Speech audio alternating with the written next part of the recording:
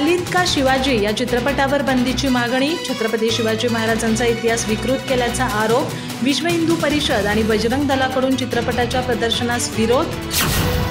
खालीद का शिवाजी या चित्रपटाद्वारे छत्रपती शिवाजी महाराजांच्या इतिहासाची मोडतोड करून धार्मिक भावना दुखावल्याचा आरोप करत विश्व हिंदू परिषद आणि बजरंग दल चंदगड यांनी या चित्रपटाच्या प्रदर्शनावर तातडीनं बंदी घालण्याची मागणी केली।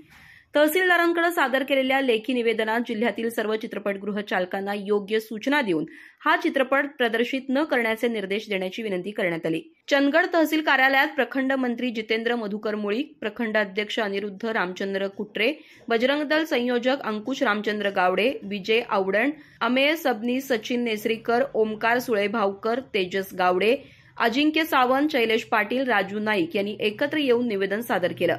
निवेदनात नमूद करण्यात आलंय की या चित्रपटाचे निर्माते, लेखक, दिग्दर्शक, प्रसारमाध्यमं तसंच परदेशात चित्रपट पाठवून शिवरायांचा इतिहास बदनाम करणाऱ्या ज्युरी, अधिकारी, मंत्री आणि संबंधितांवर अफवा पसरवणं, अपप्रचार करणं, धार्मिक स्थळांबाबत चुकीची माहिती देणं या गंभीर गुन्ह्यांअंतर्गत कायदेशीर कारवाई केली जावी।